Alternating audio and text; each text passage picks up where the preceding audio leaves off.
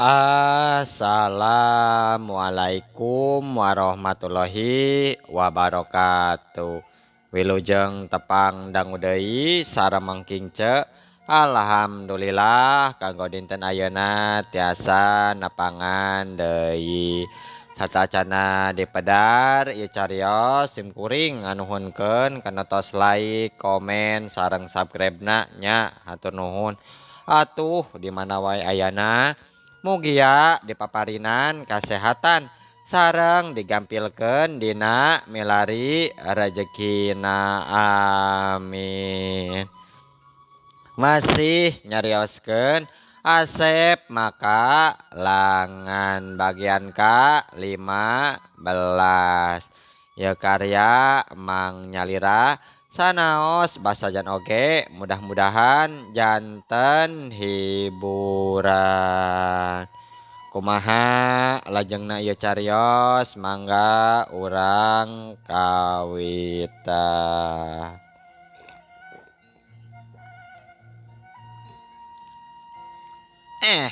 Ulang aja si Asep teh geuningan. Lain budak samanea ieu mah. Awas ya. Nya maurat kitu langsung mentangkeun tanaga jero nu kawilang meh sapinuhna diketerukeun jeung mun ninggang dina jalma sejen nu jadi lawana geus bakal ngajengkang rubuh kituna bari utah getih terus paragat nyawa nya akhirna mah gap wae kakot regang awi garing dina taneuh laju ngagerenyem mapatkeun jampe pamake sarta kajadiana memang aneh. Regang gawi garing teh dina leungeun robah jadi langgir hideung nu gede sagede dampal leungeun. Langgir hideung ngajleng torolong turun norolong nyamperkeun ka palebah Asep. Buntutna nu ngelik kaluhur bari ngandung racun sayaga pikeun matil tapi Asep sadar karena keayaan harita memang ngeur nyanghareupan ilmu sihir ku kituna gancang ngawirid khusus pikeun ngahalang ilmu sihir dipentangkeun kudu jadi musuh. Kaget deui maurat harita lantaran langgir hideung teh geus waktu deket kana suku Asep jadi kandeg sarta wujudna robah jadi awi gari. Si Asep geuningan bisa ngabalikeun sihir aing kulang ajar sia cek maurat bari molohok kituna tapi kakagetna telila gentak ngawatek ilmu sejen nu leuwih ampuh harita. Ret beheung Asep asa aya nu nyekek bari awakna ngangkat kaluhur dituturkeun gerakan leuweung leungeun katuhuna maurat nu saolah-olah keur nyekek beheung Asep. Ningali kitu Bu Hajah Imas jeung Nyi Ajijah kapaksa kaluar ti imah milu nyaksian kana kajadian duanana jadi pada salempang naker sok inggis Mama Kiai katut Asep nandangan cilaka.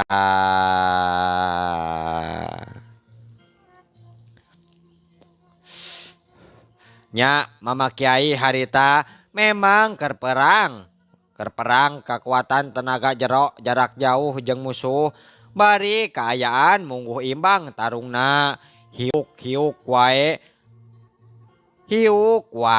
Mama Kiai teh aduh kurang ajar Halimi cek Mama Kiai jeung Mbah Barod sarua pada ngahanju mundur kituna ngajarig jeug ka tukang sabaraha lengkah nalika masing-masing dadangna katembrag kekuatan musuh sakali sewang.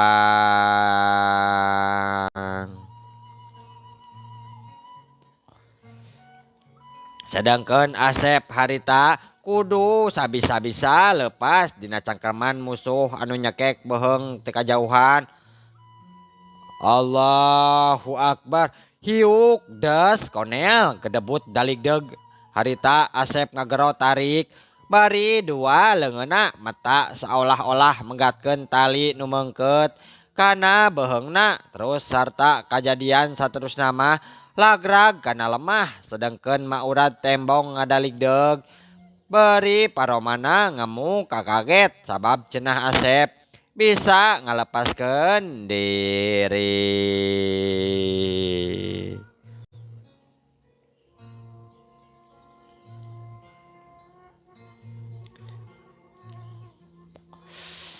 Cag urang Tunda nuker tarung ayeuna kocapkeun di tempat sejen harita di lembur di mana loba tatangkalan rajeg tembong aya lutung hideung keur gugurayangan wae di antara dahan-dahan nu gede jeung jangkung jug eta lutung hideung alias Nyi Boros watingkir anu masih nandangan supata ti bapana reg eureun di tengahing jalan lutung tembong eureun tina jero panona ngalembereh mangrupa Cimata kasedih.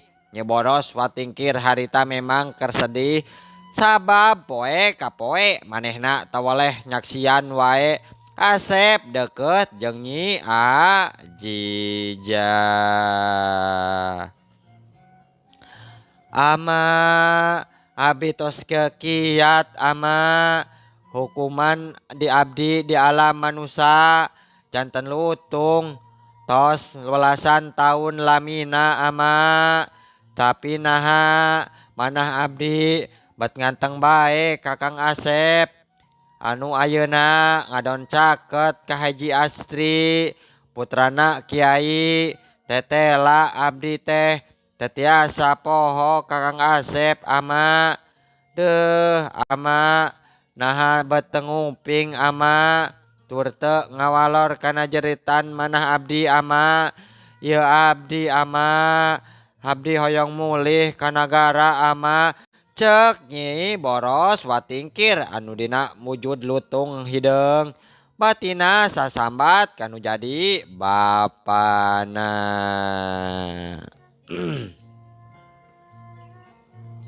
Nya lutung laju turun wae tina dahan tatangkalan gek diuk ngajemprak di luhur batu gede jeung eta kaayaan sabenerna teh diawaskeun ku Patih Gulung-Gulung nu sarua dina wujud lutung kalayan salila ieu memang sok nunutur jeung ngawaskeun kana kaayaan Nyi Boros watingkir ti kaanggangan. Nya harita Patih Gulung-Gulung batina galecok ngumpat Nyi Boros watingkir nuker ngalamun ngumbar ka sedih. Dadah teuing Nyai Boros watingkir panena pasti beuki tambah sedih jeung nalangsa sabab lalaki anu dipika cinta ayeuna geus boga calon pamajikan aing kudu gancang balik ka nagara kieu mah pikeun mayunan Kanjeng Raja sarta mere laporan ngeunaan putrina nu nuju Laratunggara antosan Nyimas Mamang Patih danget ayeuna sejak mayunan ka Tuang Rama sarta nyuhunkeun kawijaksanaan supados supata ti Tuang Rama kusalira enggal dicabut cek Patih Gulung-Gulung harita bari les jirimna ngaleungit mulang ka nagara siluman Gendarawa.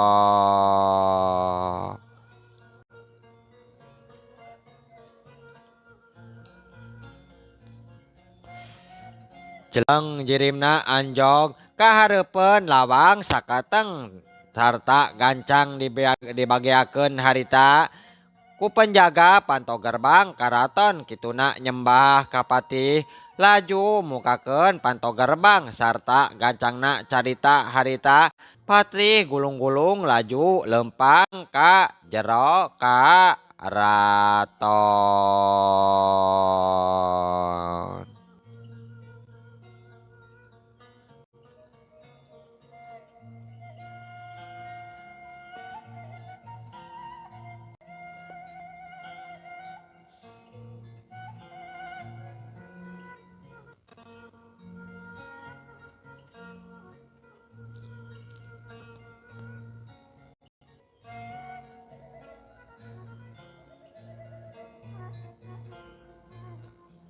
Urang ayeuna kocapkeun deui Babarod harita luncat ka tukang nangtung deketeun mah urat.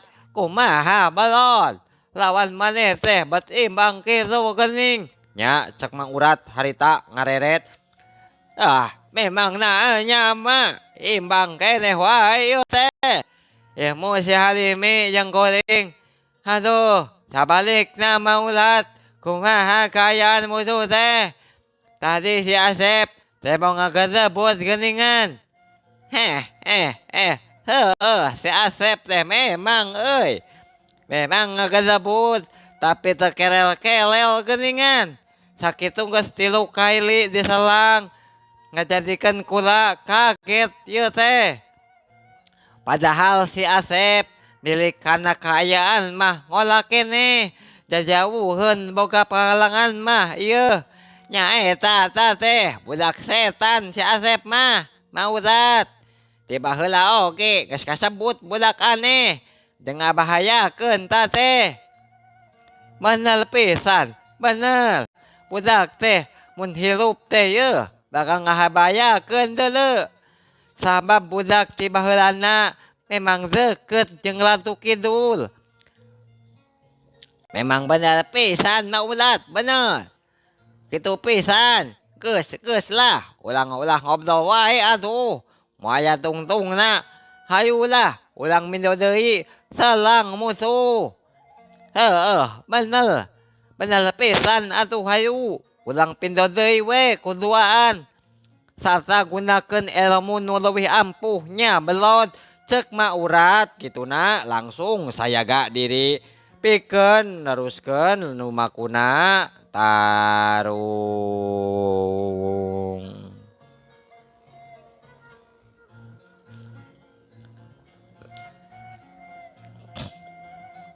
Nya Mbah Barod netep seukeut teu kicep kana panon Mama Kiai kituna mapatkeun jampe.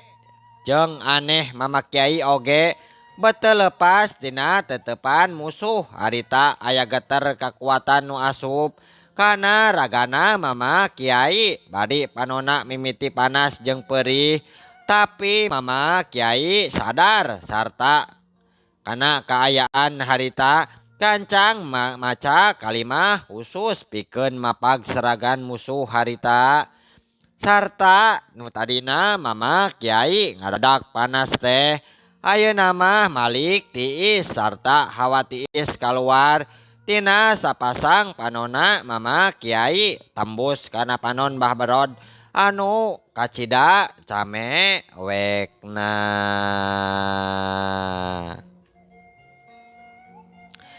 Eta kaayaan Mbah Barod kapaksa ngabatalkeun serangana tibatan panonna cenah ngadon bocos. Nya gancang ngarawu taneuh liat terus diciduhan harita. Taneuh dirames sina ngahiji. Jeung naon nu dirames ku Mbah Barod harita ngajadikeun beteungna Mama Halimi nyeri sarta pejitna asa dipurintil.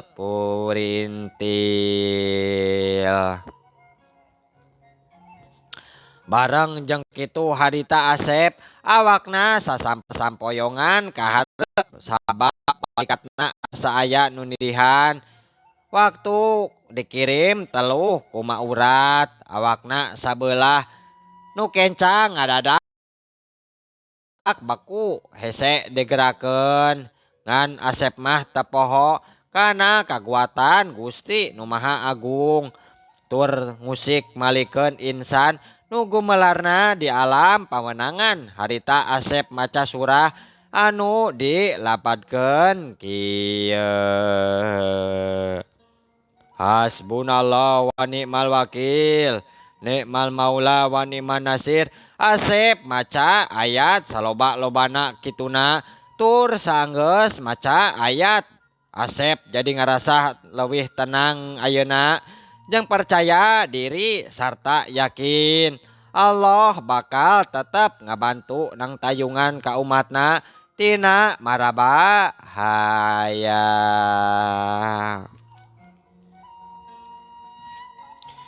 jeung memang mustajab aya teh nalika dibaca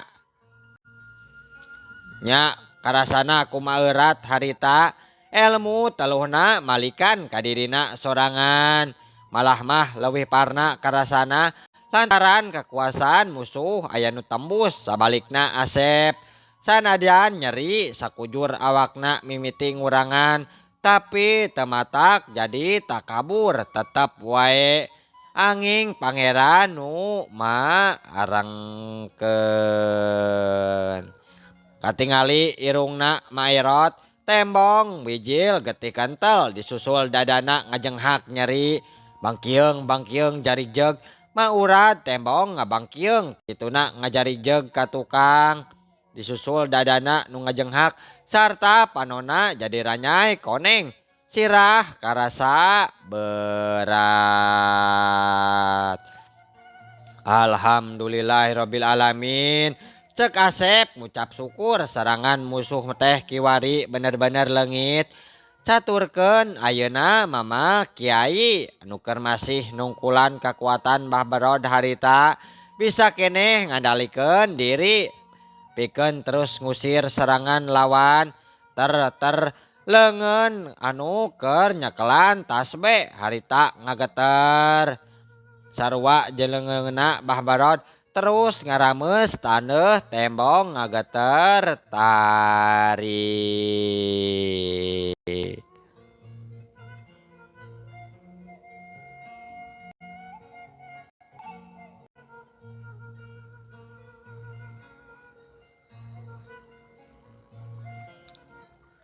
Jeung aneh taneuh teh bet ngucurkeun cai warna beureum lir upama getih nu kental berebay tina jero bibir mama kiai ngalai getih haneut keneh mapai kana gado ngajadikeun Mbah Barod gede hate bisa ngarebuhkeun lawan tapi jadi kaget harita saterusna sarua ngalaikeun getih seger Mbah Barod dina jubu bibirna bari leng sirahna cenah ngadadak lieur tantampoan ranyai kara roneng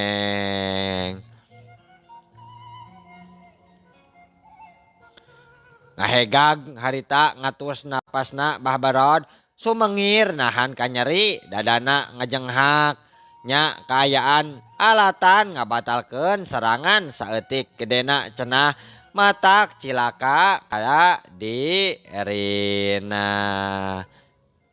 dan sia Halimi benar-benar pangartina sia hebat aing kapaksa kudu gancang yeuh gunakeun ilmu simpenan kieu carana mah yeuh rasakeun sia Halimi modal maneh ayeuna ku ilmu pamungkas aing deuleu cek Mbah Barod langsung harita nangtukeun sikep ngagunakeun ilmu simpenan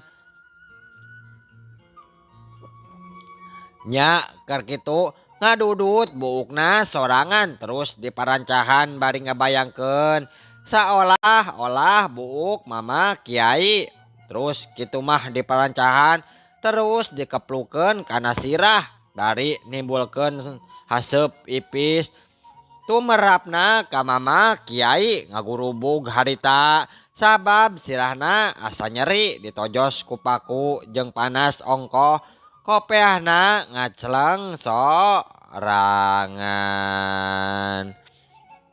atuh tumerapna ka mama kiai harita ngagaleong terus ngageblag awakna ka tukang sarta pananganna nyekelan sirah kituna gulang-guling ngarasakeun kanyeri nu kacida tapi sanajan kitu tetep kadina kaayaanna inget batin manteng kayang widi dina hiji wirid nu salila ieu sok didawamkeun kalayan menta sangkan kabeh pihakna di pangtayungan Gusti.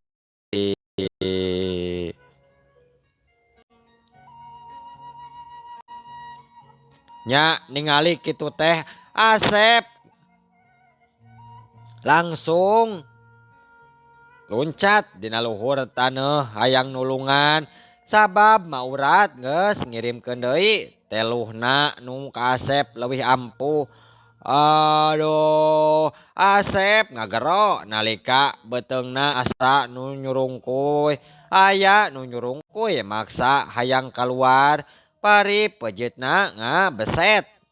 Jika aya nu ngabeset ngajadikeun nyeri jeung panas. Talila gejok gejelok bahamna Asep keluar getih kental jiga aya kawat harita mah gedebru namru nyuuh nangkuban mangsa utah getih jeung utah kawat. Abi Kang Asep, abi Jang Asep sing kiatnya lawanan musuh teh piraku urang eleh ku ilmu setan. Cek Bu Hajah katut Nyi Ajijah bener-bener salempang kukayaan Mama Kiai katut Asep sieun duanana teu mampu nungkulan lawang.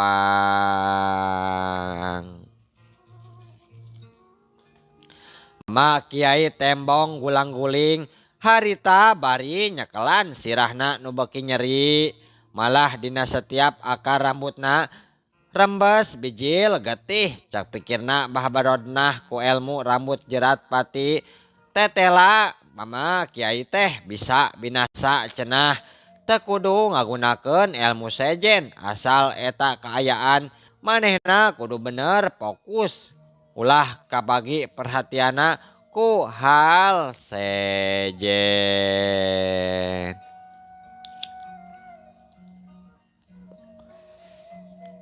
Ngan orok kaya nalika keur kitu bat kadenge maurat ujug-ujug ngajerit panjang kayaan pundukna nyebrotkeun getih seger kulit dagingna ngaplek katara tulang harita tobat aduh daek teu daek nyaeta ngareret wae ka palebah maurat nu moyongkod ka hareup beuki bongkok laju saacan bahabarod ngarandapan hal nu teu digaduga harita mah nyempetkeun ngalukukeun gerakan inggis panerajangna ngabelesat terus ngagabres kana duda lutung.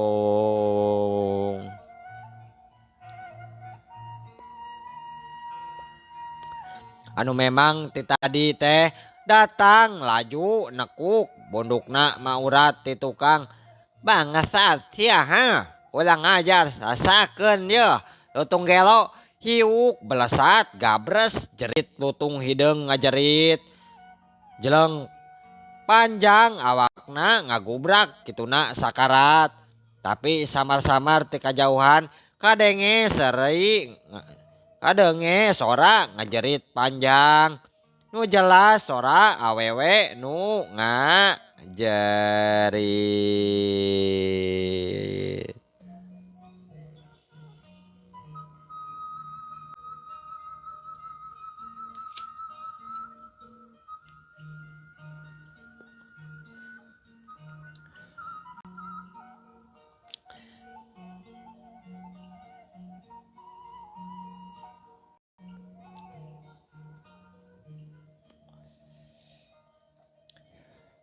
Mbah Barod teu sadar yen eta lutung hideung teh genderuwo alias Nyi Boros watingkir nu harita ketir ku inggis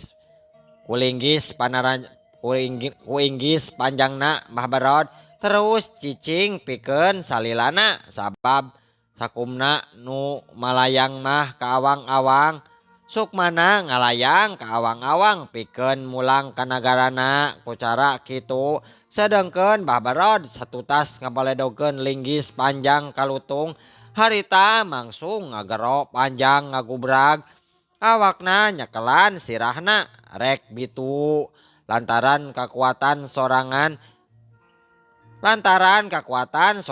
malik kadirina katambah deui kakuatan lawan tembus puguh wae parna tibatan anu karandapan ku Mama Kiai harita.